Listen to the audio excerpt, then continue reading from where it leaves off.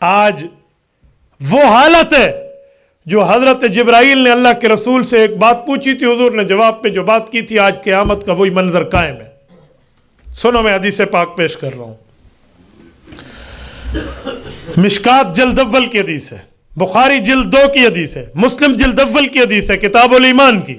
اسے کہتے ہیں حدیث جبرائیل۔ جیسے قرآن کریم کی سورت فاتحہ ام السنہ ہے، ام القرآن ہے، قرآن کی بنیاد، ویسے حدیث جبرائیل ام السنہ ہے، پوری حدیثوں کی بنیاد۔ ان عمر بن الخطاب رضی اللہ تعالی عنہ، حضرت عمر بن خطاب رضی اللہ تعالی فرماتے ہیں بینما نحن عند رسول اللہ صلی اللہ علیہ وسلم، ہم حضور کی خدمت میں تھے، اطلع علینا رجل، ایک شخص آیا، شدید و بیاض الثیاب، شدید و سواد الشعر، کپڑے بالکل سفید تھے، بال بالکل کالے تھے، ولا یعرف منا احد، ہم میں کوئی پہچانتا بھی نہیں تھا۔ جب اس کے کپڑے سفید اور بال بالکل سیاہ تھے، اس سے پتہ چلا مدینہ کا رہنے والا ہے نا، لیکن لا یعرف منا احد، ہم میں کوئی جانتا بھی نہیں تھا اسے۔ وہ آ کے بیٹھ گیا، حتیٰ جلس الی النبی صلی اللہ علیہ وسلم، حضور کے پاس آیا، فوضع رکبتیہ الی رکبتیہ، اپنی گھٹنوں کو حضور کے ساتھ ملایا، فوضع کفیہ الی فخذیہ، اپنے ہاتھوں کو حضور پاک کی گھٹنوں پہ رکھ کے لجاجت کے طور پہ، سوال کے طور پہ، پوچھنے کے طور پہ، التجا کے طور پہ عرض کرنے لگا، یا محمد اخبرنی عن الاسلام، اخبرنی عن الایمان، اخبرنی عن الاحسان، اخبرنی عن الساعہ۔ اس نے 4 سوال کیے۔ میں جو نقطہ دے رہا ہوں میں وہی بتا رہا ہوں۔ اسلام پوچھا، حضور علیہ السلام نے بتا دیا۔ ایمان پوچھا، اللہ کے رسول نے بتا دیا۔ اس نے احسان پوچھا، آپ علیہ السلام نے بتا دیا۔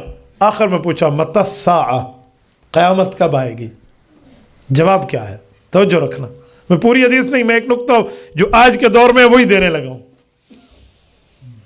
حضور علیہ السلام نے فرمایا مل مسئول عنہا بعالم من السائل، جو قیامت کا منظر ہے نا، جتنا تجھے پتا ہے نا کہ اللہ جانتا ہے، اتنا مجھے پتا ہے اللہ جانتا ہے۔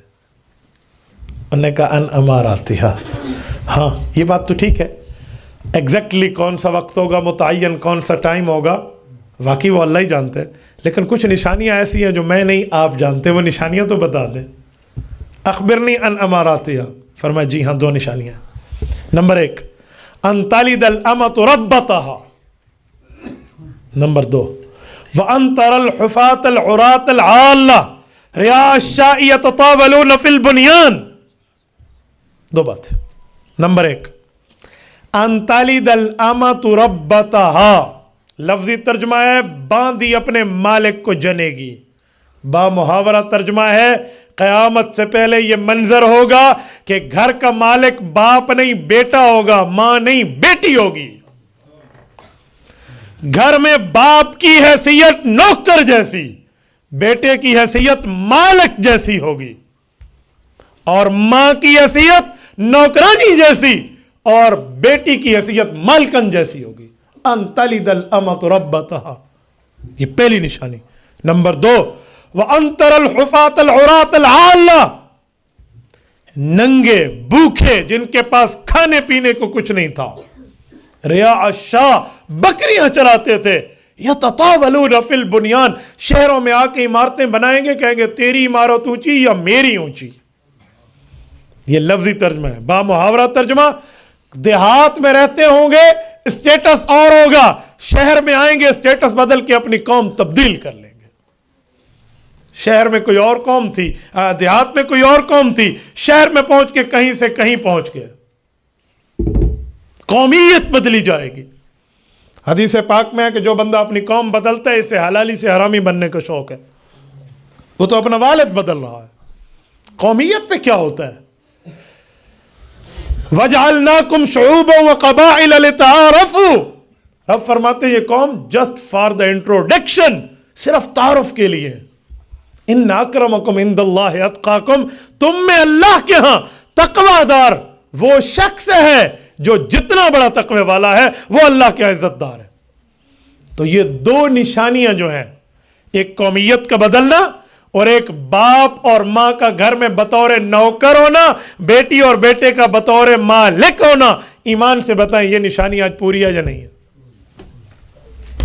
آئیے حیثیت، آج لوگ آ کر کہتے ہیں ہمارے گھر کے حالات نہیں بدلتے، ہمارے معاملات نہیں بدلتے، ہمارے یہاں یہ خرابی، ہمارے یہاں یہ خرابی۔ میں نے کہا قیامت کی نشانی تو ہم اپنی آنکھوں سے پوری کر کے دیکھ بیٹھے، ہمارے سامنے ہیں معاملات، پھر کیا ہوگا؟ سنیں، ان معاملات پر گفتگو کرنے کی، سمجھنے کی، سمجھانے کی ضرورت ہے۔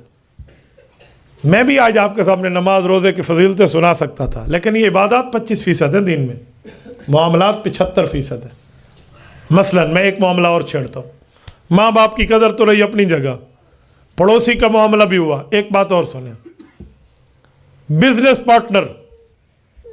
پارٹنرشپ، کاروباری معاملے میں 2 بندوں نے اکٹھا کاروبار کیا، ہمیں فائدہ نہیں ہوتا۔ کیوں؟ یہ اسے کاٹنے میں اور وہ اسے کاٹنے میں لگا ہوا ہے، کیا فائدہ ہوگا؟ دونوں نے مل کے کاروبار کیا، ایک دوسرے کو پہلا دوسرے کو، دوسرا پہلے کو پہلا دوسرے کو کاٹنے کے چکر میں، اور ہمیں کچھ معلومات ہی نہیں۔